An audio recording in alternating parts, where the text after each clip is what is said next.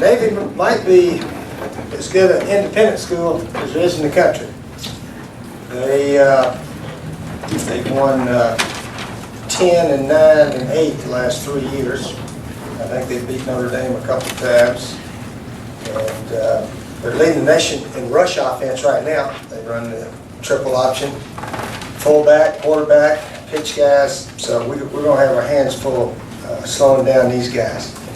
Their coach has done an unbelievable job, 29 and 14 in his 3 years and so forth there. And they're 2-0 this year, and they just play well. They play very well. They don't beat themselves, and they know how to run the ball.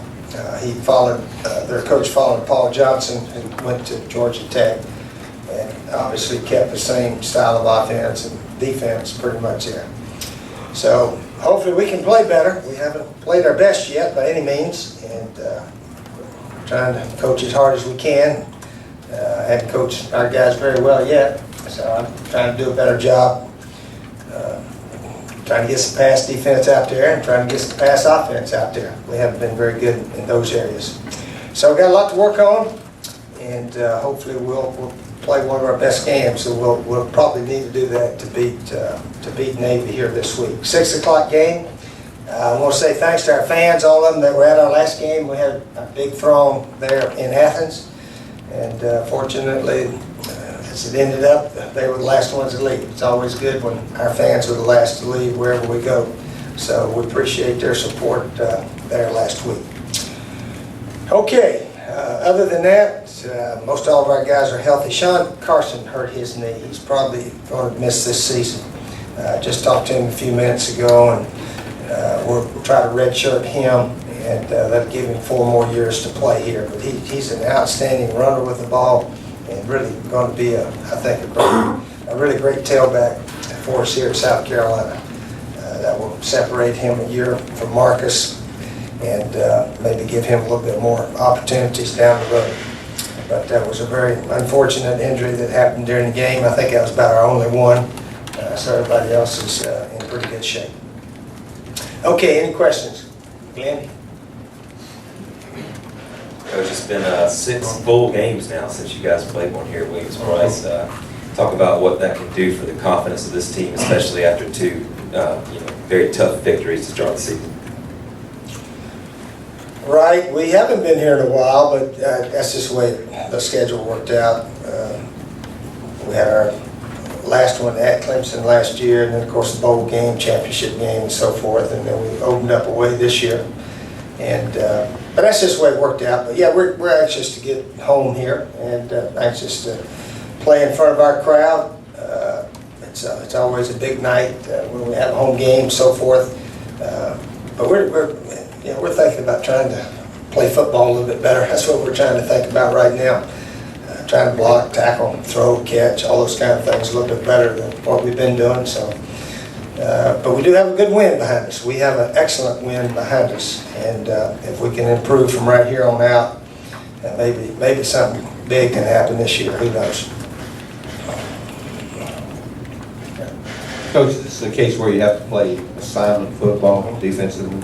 Yeah, I think so. I talked to our defensive coaches the other day, and of course we've been watching these other teams that run it and how they defend a team when they play, like Georgia Tech on defense against these teams. Army, Navy, I think that's our best game because both teams run the same offense and how they defend each other. So we got an idea. We got an idea of how to do it, and Coach Johnson, of course, has played against this style during his defensive career. So we'll have a plan in place, and we just got to play fast and play assignment ball and get after it. And that's what we got to do. Prior to the Georgia game, last week you praised Boise State for the way they played football, played the game right. You see this whole team, the same qualities in this Navy football team, the way they played with discipline? A little bit, yeah, a little bit. Yeah, Navy takes care of the ball. They get the most out of their players. Yeah, I would say they're very well coached, and they do an excellent job with the players they have there. In fact, Navy is I read where they're 500 against SEC opponents in the last 40 years, whatever, how many years it's been. But they're 9-2, I think, overall against SEC opponents. Yeah. Steve, with your passing game, is it a case of just maybe shortening up the field more? Is it just get more consistent quarterback play? What seems to be the solution? Oh, the solution is we're just not throwing some completions, and Georgia had some good coverages on. We had a couple of plays where really there was nowhere to throw it. Stephen did a good job throwing it away. He really did. Had a few plays on the sideline. We threw a little wide, but other than that, Georgia played well defensively, and they stuffed us up pretty good. Give those guys credit. Coach, after the Alabama game last year, you talked about not having a letdown. Is that something that you talked to? I mean, just sort of being on guard against a team like Navy, especially with kind of what happened with Clemson last week against a team that runs a similar style of offense. Well, those teams, they play well, no matter what you did the week before. If you win, lose, or tie, well, you can't tie anymore. But anyway, no, we're not in any letdown mode around here. We didn't play a very good game last week. We had some big plays, and that's the only reason we won. So we got a lot of coaching to try to do, and hopefully our players realize we need to play a whole lot better, or we'll be in trouble. Coach, while you do say there's room for improvement, are you at least pleased that, in previous years, a close game like you had against Georgia down there, maybe you guys wouldn't have closed that game out, but you found a way to close out a good team like Georgia? Does that at least make you... Well, it was encouraging that, yeah, we were behind the fourth quarter and ended up winning. That's very encouraging. We haven't done that much around here. So that drive, we had three big plays in the drive. It wasn't like we just went right up and down the field. We had the interference to start with, and then Stephen rolled out and hit ace on a beautiful scramble play, and then Marcus had the big run down to the 1-2 yard line there. So anyway, it was nice that happened.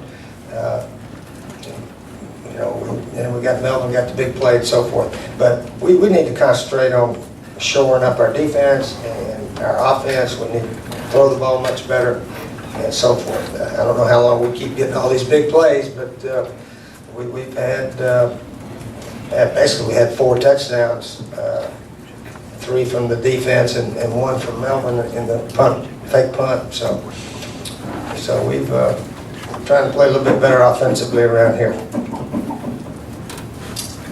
Steve, you set up the game Saturday night that you weren't a very good team now, but isn't one of the marks of a good team to still find ways to win, even when you're not playing your best? Well, 56, 37, 45, 42. That's where we're at right now. I'd like to hopefully get down to 31 to 7 or 10. That's what we'd like to get to if we could, or whatever. We make some big plays, and then next thing you know, the other team scored again. So we've got to shore up our pass defense, and we got to throw the ball better. Special teams has been pretty good. Our kickoff coverage got bad again last week. We still got guys not hustling down the field as well as they should. So that was discouraging. So anyway, we got a lot of coaching to do this week. See if we can perform at a higher level than what we've been doing.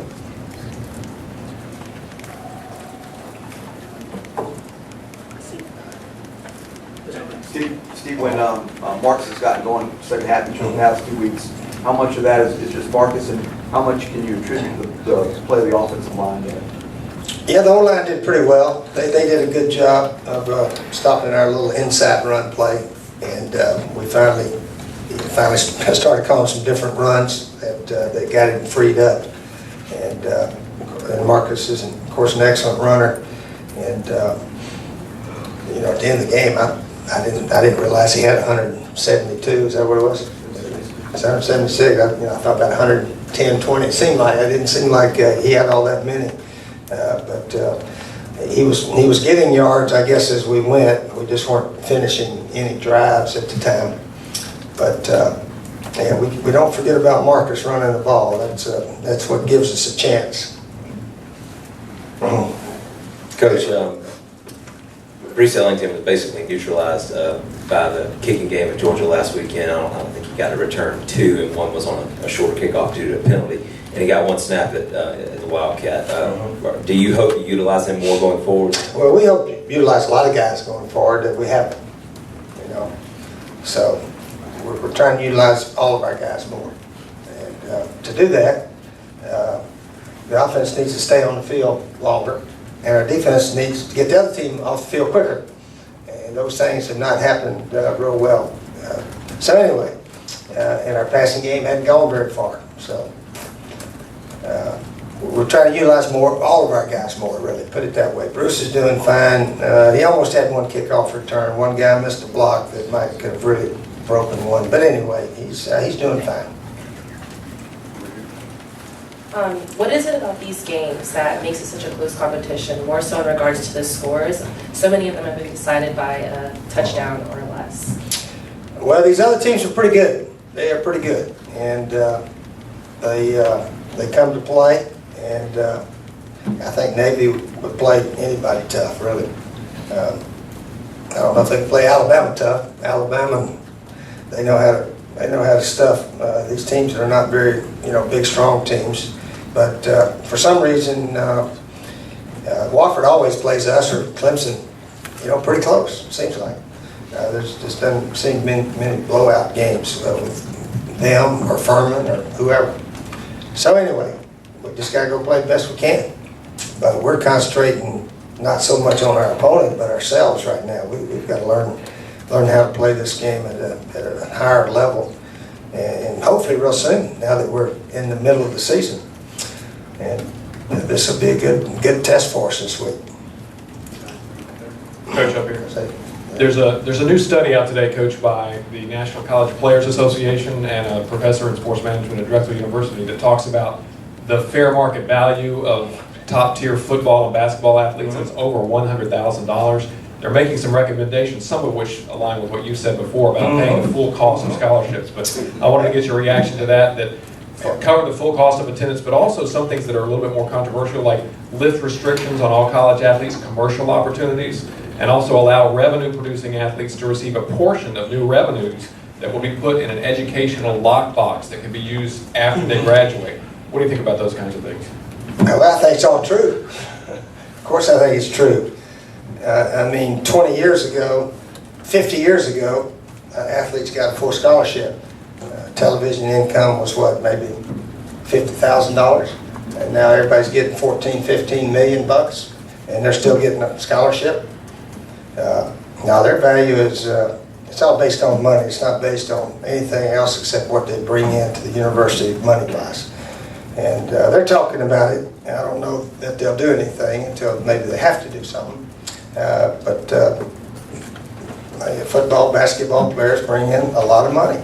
And whether or not they're entitled to $3,000 to $4,000, I think $3,000 to $4,000 a player would make them pretty happy. And all the money that comes in is the reason for it. If there wasn't any money coming in, I'd say shoot you out. Full scholarship is good for everybody.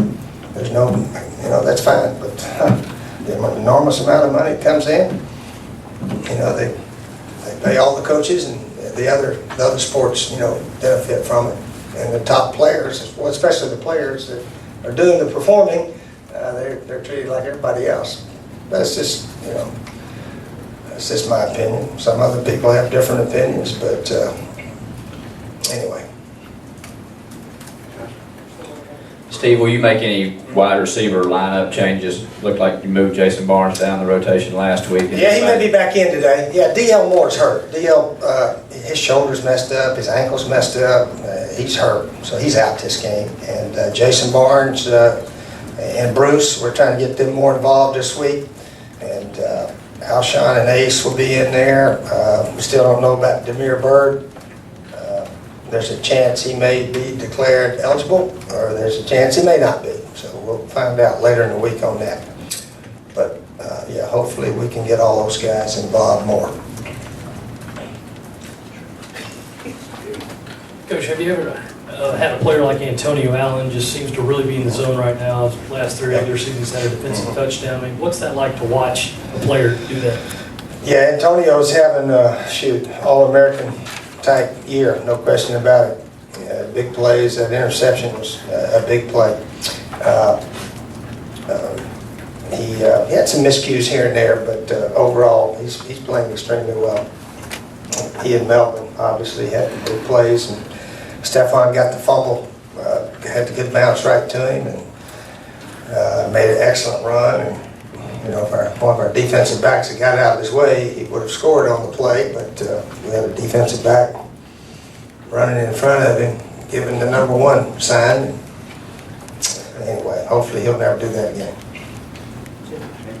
If so many teams have success with the option, why don't more schools run it? It probably doesn't suit everybody's talent that much, and it's well, if it worked for everyone, obviously you'd think everybody would use it. Yeah. So maybe it doesn't work for everybody. I don't think it worked for us. But I guess there's so much pressure on coaches to win, why wouldn't you go with a proven commodity and recruit that way? Well, you can. Paul Johnson does it at Georgia Tech. And this guy does it at Navy very well. I don't know who other teams. BS1. BCS schools. They're doing it. Air Force, Brigham Young, sort of, yeah. I don't have the answer to that one. Steve, in college football generally and in the NFL, like with Brady last night, teams, going with the no huddle. Is there anything lost in going away from the old-fashioned huddle, communication-wise, flow of the game-wise? Do you miss anything about the old-school huddle? Yeah, everybody's trying to speed up a bit. That's a new thing. No huddle, trying to get a lot of plays out and so forth. Yeah, there's still a place every now and then for the huddle, especially if the other team knows your signals, knows your calls a little bit. Sometimes it's always amazing to me in practice that, we use the same words and so forth in practice. We don't huddle in practice. And, a lot of our defensive guys, they're not paying attention. They don't know what play is. I'm serious. And now the secondary guys, they know our pass checks and all that. So if we audible to something, of course, most of them are on offense at one time or another, but they're smart enough to figure out all that. So anyway, defensive guys, they don't listen to the quarterback yelling much that I know of. Coach, you were talking about the passing game improving. Is there anything fundamentally that Steven's doing right now that's caused him to be a little high on Saturday and a little off on some of his throws? No, I just think he was a little pumped up or so forth. And he actually sort of said, well, I felt like I need to throw over that guy and this, that, and the other. Yeah, he was a little high early and then settled down a bit there later. In fact, our two best plays of the game were two scramble plays where he rolled out of the pocket and hit Alshon and hit Ace. So maybe that's our best play right now. Also, is this Stevens' game to go out and play, or is there any predetermined snaps that you might think of today that you'll go ahead and give to Connor? No. No, Stevens our quarterback. We all firmly believe he's our best guy now. And the competition was over.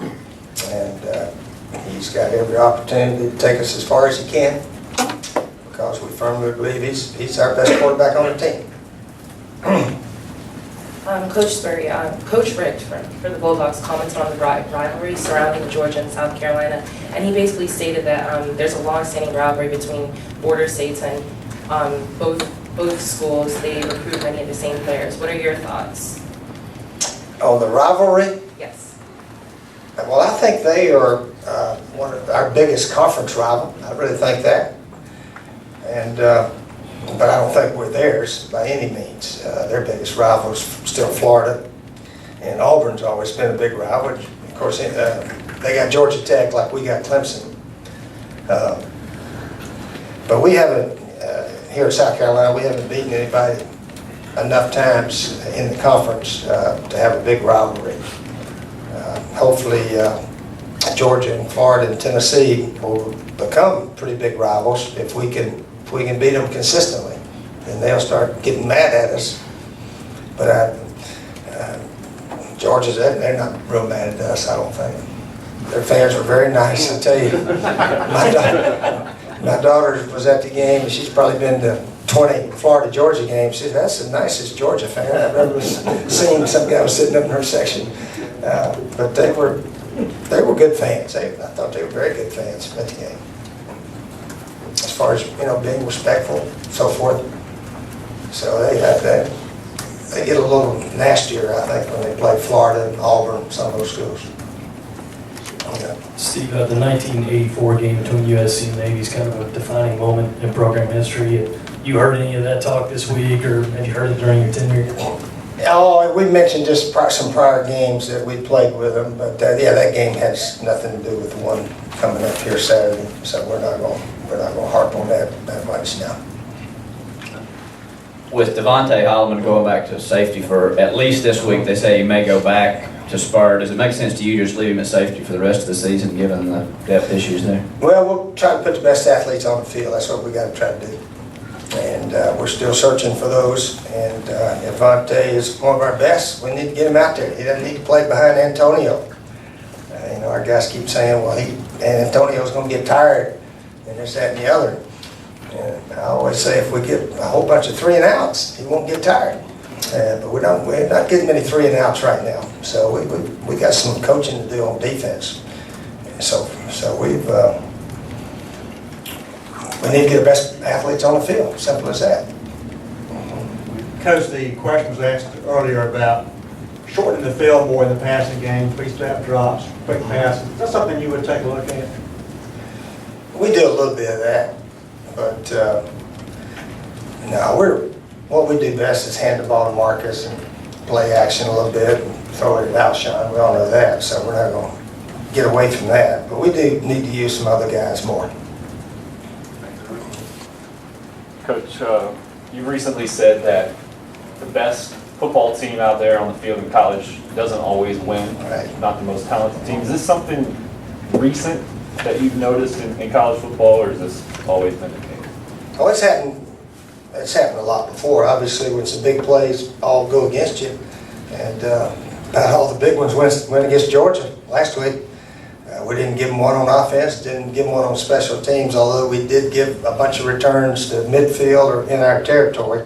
We put our defense, in some bad field position, but we got all the big plays, and obviously that's how we won the game.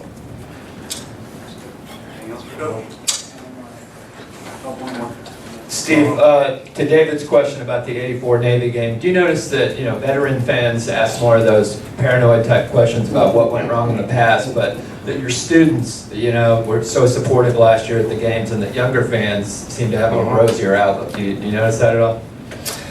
Yes, a lot of students here now. Obviously, the last couple of years we've been 6-1 both years. And I don't know what we were the year before. So all the students are used to us winning pretty much at the home game. So they're fired up. They'll be ready to scream and yell. And, but we, as our team approaches this game, we're trying to play a lot better. If we're going to have a big year, and I still think our players are better than the way we're performing right now, but we're going to find out. I got to coach better. Our assistant coaches have got to coach better, and we can't just stand around and let them lob passes up in there and catch them over the top of us like it's happened in the last 2 games. We got to get in the fight and knock balls down, and we got to get some guys open and hit them throwing, and we haven't hit our best at any means yet. So we got a lot of work to do. A lot of coaching, and players got to hopefully learn how to play this game, or we're going to be in trouble this year. We can't win 56, 37, 45, 42 every week. It's just hard to do. Auburn can do it. They know how to do it a lot better than we do. But I don't know that we can do it like that. Yeah. I guess Auburn's won 2 in a row about like that, hasn't it? And but usually that'll catch up with you after a while. So anyway, we'll see how it goes. All right.